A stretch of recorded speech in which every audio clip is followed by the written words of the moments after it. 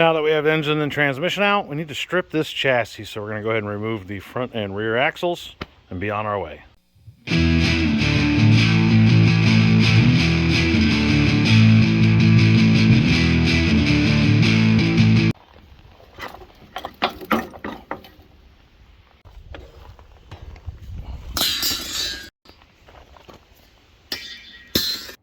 Before we can finish up the frame and get it ready for sandblast and powder coat, there was an unexpected addition. With the Wild Horses kit here, we're going to actually have to weld a shock bracket across the back, and we're going to have to change out the shock towers on the front. Let me show you what's in the kit and what we're going to have to do. In the kit, we have the Bilstein shocks, coil springs, hardware, new shock towers. These shock towers are going to replace the original front ones. So we'll have to get those cut off and put on as well. And you see the upgraded leaf springs. Now for comparison, here's the stock leaf spring, and here is the new leaf spring. Definitely more leafs, more of an arch, and that's where you're getting your lift. You notice the springs are labeled front. They are not perfectly even center to center in most cases. There is a front and rear, but it's labeled front, that goes towards the front. We got the U-bolt plates and U-bolts in loose. You don't want them super tight. You want to be able to move them. We've got the front in with the provided hardware. These bushings, you do have to smack them in pretty hard, and they are a very tight fit. Spray a little bit of PB Blast or something in there to help you line them up. Now, we got to get the rear shackles on the back of here with the bushings and get it mounted on there. This may be easier to put the springs on first and put the axle in. Just depends on how you like to do it and how much help you have. Now that we have the rear springs in place, the U-bolts are snug. The only thing I didn't like about this rear spring kit is it doesn't come with new shackles, so you have to press the bushing out of the shackle to put the new bushings in. New shackles would have been great. Obviously, somebody's going to ask me about the bolts. They're just in there for now. We're just mocking it up. So let's move over to the front. The next thing that we're going to tackle is the new front shock mounts. The old ones will have to be removed. We'll get these ones in place. Let's take a look at the old ones. Now, the old ones are welded down here as well as up here. If you don't have a torch or a plasma, you can cut these off with a cutoff wheel and then knock them off. We're going to use the plasma because I haven't. Lots of instructions came with this, but instructions about mounting the new towers I was not able to locate. So we did scribe the center point, and we'll get these cut off, and then we'll fit the new ones up with the shocks to make sure that they're going to work.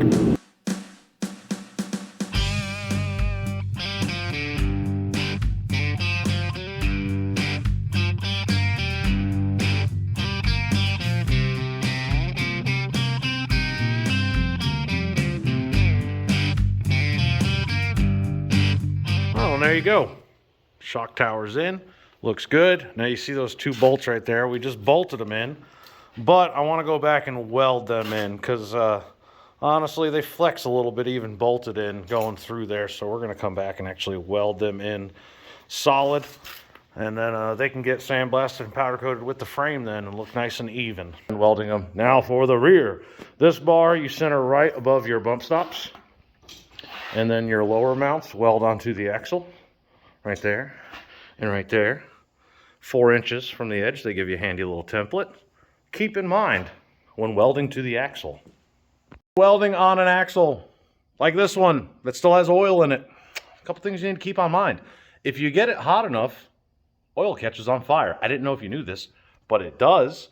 So keep that in mind.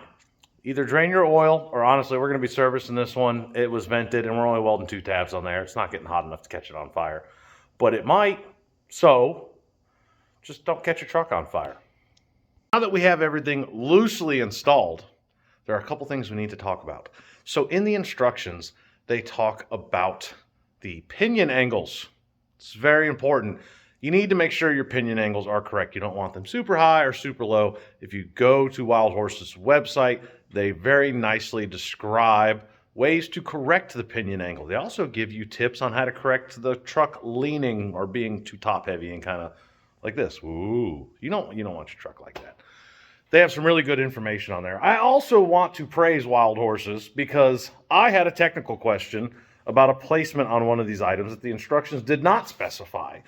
And I used their little contact me thing and sent them an email, And they contacted me back in like 10 minutes with a good answer, good description, and a picture to go along with it. So, thank you guys. We had to drop the engine and transmission back in because we needed to make this cross member right here. If you'll remember, this is just tacked in and temporary. So we did a 2x4 cross member, nice and neat, dips down. You've got plenty of room around your engine, so it won't interfere with any servicing or repair that may need to be done in the future. I think it also looks pretty nice too. We've got that cross member in. We can break this thing back down again. It's all good. Everything's in place. We've just got to flip the chassis over after we tear it down and weld up a couple more things, and then this is finally actually ready for sandblast and powder coat this time. Now that the frame is back from powder coat, we got to start prepping these axles. So we're going to start by tearing these axles down and putting them up on the sawhorses and getting them ready to sandblast, and then we're going to go over what we're doing to the axles.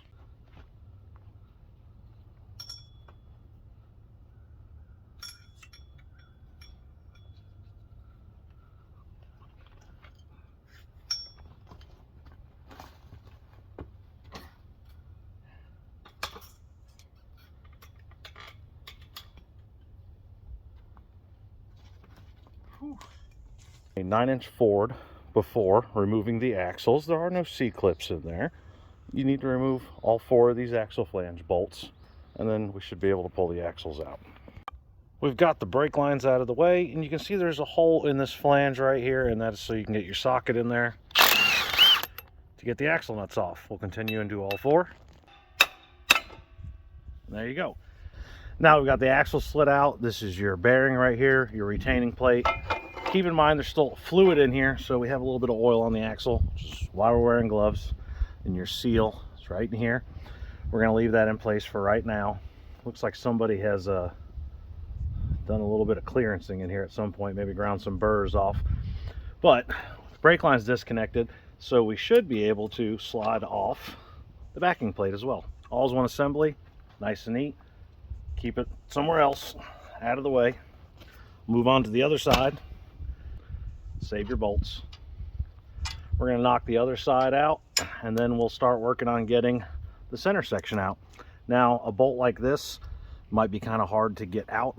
This one, you don't really want to hit it with a hammer because you can gall up the threads. But you can take a brass hammer, which is softer, and smack it out. That is not going to nasty up your threads. Handy tool to have.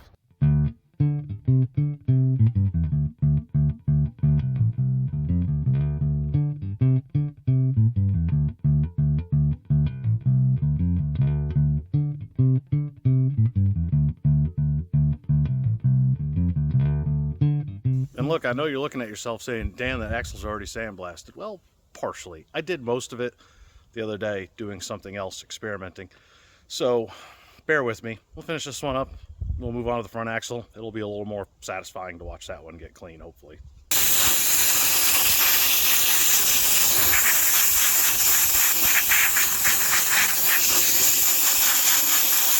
Now, overall, did a pretty good job. There's a couple spots, like right there, where it didn't get all the grease off. We'll take care of that. Well, a little quick story time. Funny, not funny, kind of funny. Wasn't funny at the time. But while I was filming for the front axle teardown and cleanup, a gust of wind came along and blew my phone into a bucket of gear oil. Now, while the phone still operated, unfortunately, the speakers took a licking. So my voice was real muffled and everything, and it was garbage. But anyway, it went about the same as the front. We got it cleaned up, and, you know, we moved on with life. So here's the last bit of footage. So we're doing a couple things with this rear axle upgrade. Not only are we cleaning everything and new bearings and altering the gear ratio to accommodate for our new setup, but we are also upgrading to a posi unit. This unit is a Yukon unit, really nice. One thing that is significantly different, besides the fact that it's a posi from the old unit, is this one is a 31 spline. The original axles in the Bronco were 28 spline. I'll show you what I mean by the splines in case you don't know. And we're upgrading to a 31, which, while it does have more splines, it's also larger in diameter, bigger axle. Hopefully it'll hold up a little bit better. It should.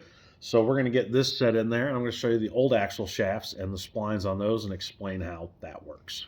Well, here is our old axle shaft, and you know, it's just as easy as you think it is. You just count how many splines are on here. I usually take something and I mark it so I don't lose my place. Then you go around and count it. These are 28, 31's just a little bit bigger. And the 9-inch carrier is back in the housing. You can see it's not back together yet though, because we're still waiting on our axles. So we're gonna move on to the front axle and get that gear set, seals and bearings in there as well. Yes, I did not do an in-depth video on showing you how to rebuild these axles. There are already plenty of videos out there on the internet, on YouTube, and anywhere else you can probably look that show you the proper way to set them up, install them, rebuild them. You don't need to see that here. So we're going to get this gear set in, and then we'll start putting the suspension back together soon, hopefully. So, what can you expect in the upcoming Bronco videos? Well, we still need to get those disc brake kits on. We're going to do a separate video on just the disc brake kits. And then we have to get the axles back under the chassis, suspension mounted. We need to get the engine and transmission back in it. We have a lot of stuff to do there. We've still got quite a bit of body work to finish up on the truck as well. Not only that, we haven't even begun to scratch the surface of the wiring and the plumbing of the fuel lines and brake lines and the master cylinder power booster we're going to be putting on here, as well as a couple other things. So stay tuned. Don't forget to follow us along on our social media channels. And until next time, happy hot rodding.